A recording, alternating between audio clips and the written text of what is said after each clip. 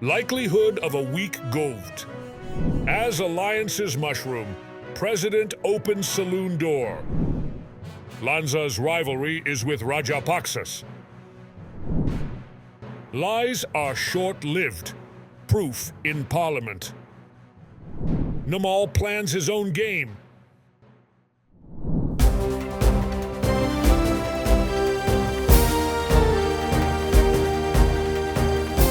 The leader, දේශයට මග කියන ප්‍රවෘත්ති පෙළගැස්ම.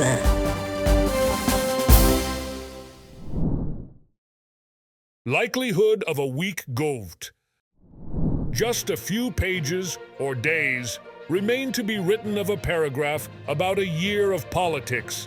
Politicians have failed to make sense of the end that paragraph, with remnants still remaining of the unresolved issues.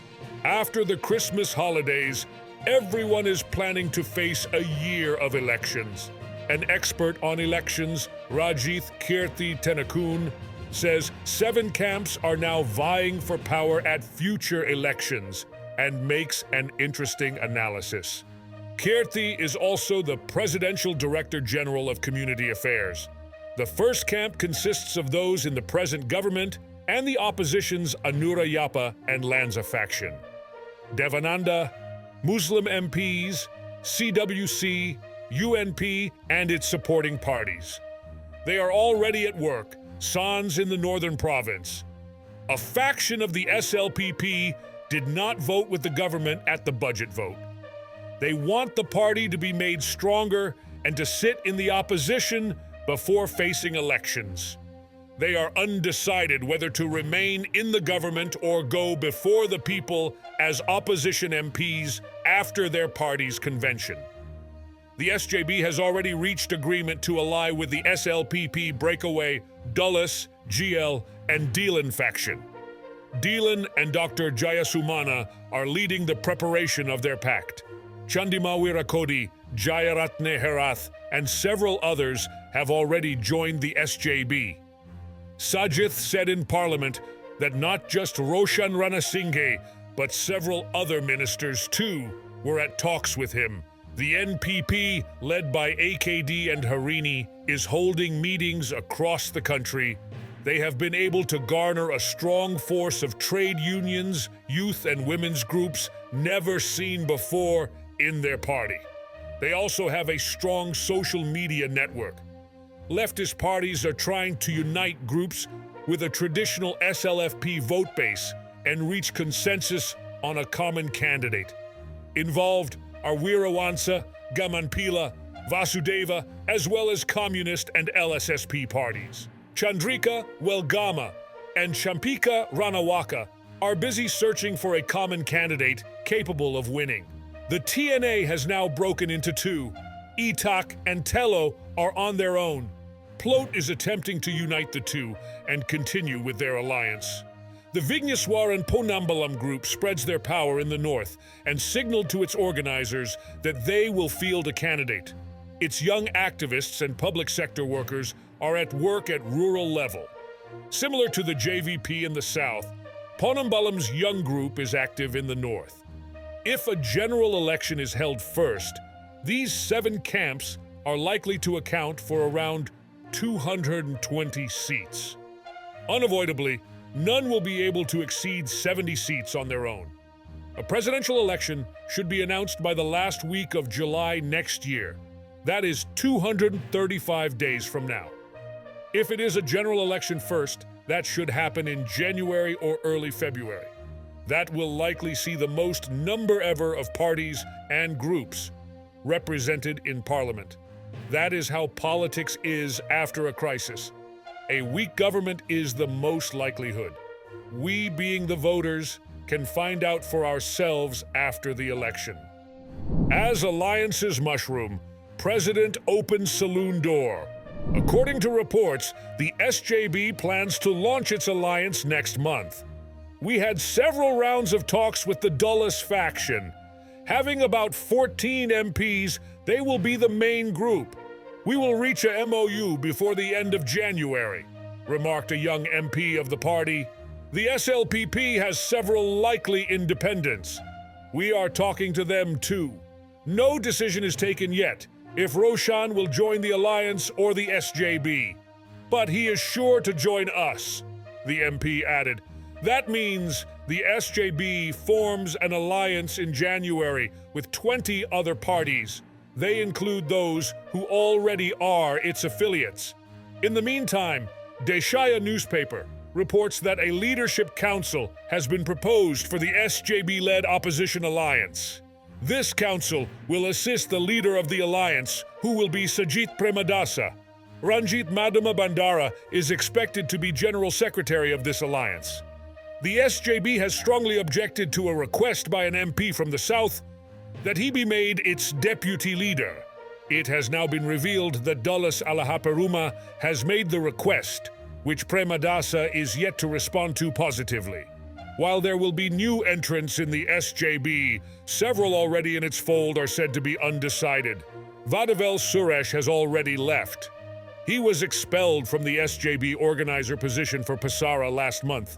Then, the government appointed him as a presidential advisor on integrating upcountry Tamil into the Sri Lankan society. The president's media division says he has been granted the green light by the president to do politics in Nuwara, Alaya, and Ratnapura as well. That means Vadavel will be fine even after leaving the SJB. It also signals that the president has opened the saloon door. A safety catch has been placed as well. Remember, a year of elections is approaching.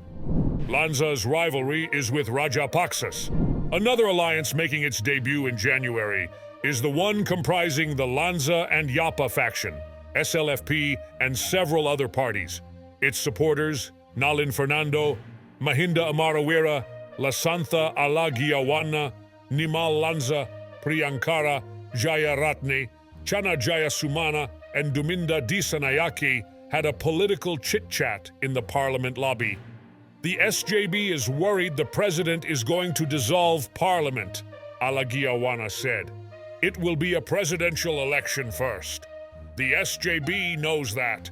But Sajith, if afraid, if it is a parliamentary election, most in the SJB will go back to the UNP to support the president. The other thing is less than half of them will get re-elected, Lanza said with a smile. Just like Lanza said, most in the SJB are now seen in the president's office or his office in parliament. SLFP MP Disanayake agreed. Yes, we see them there, but they meet the president secretly, but speak against the government outside, said Amarawera. Yes, how they can escape from the opposition leader if they do not attack the government, was Lanza's reply. Jayasumana joined in. Most are not on good terms with Sajith. Before becoming the president, he should know how to treat his MPs.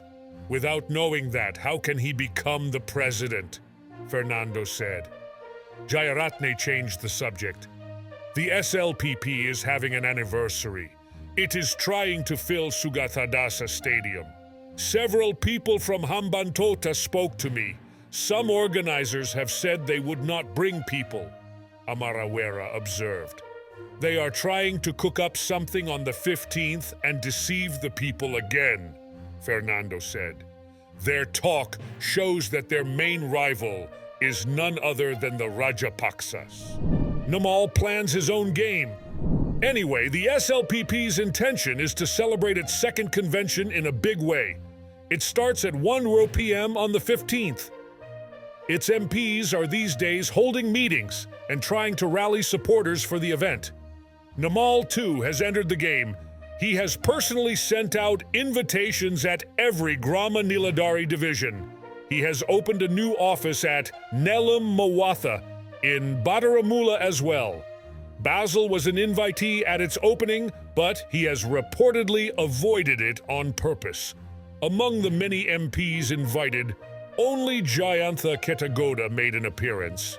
Namal is going to use the office for the presidential election campaign and to coordinate social media activities.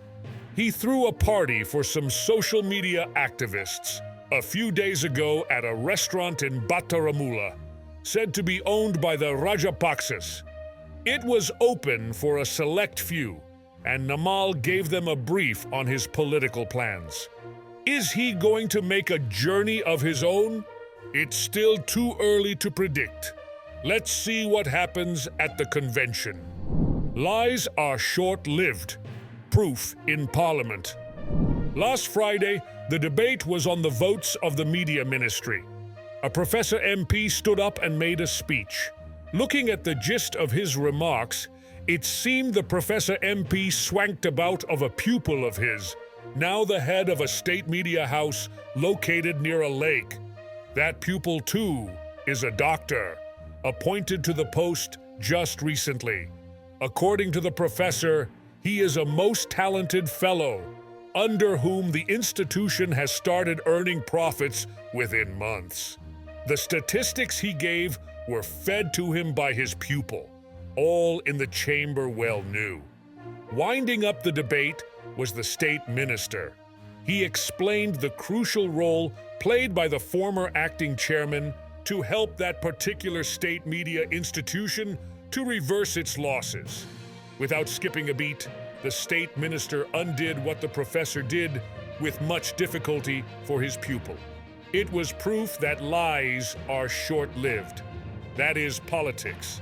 Politicians are a lot who can fall to any low, to all appearances, on behalf of the people. They are the ones from whom we have to save ourselves. That's it for today.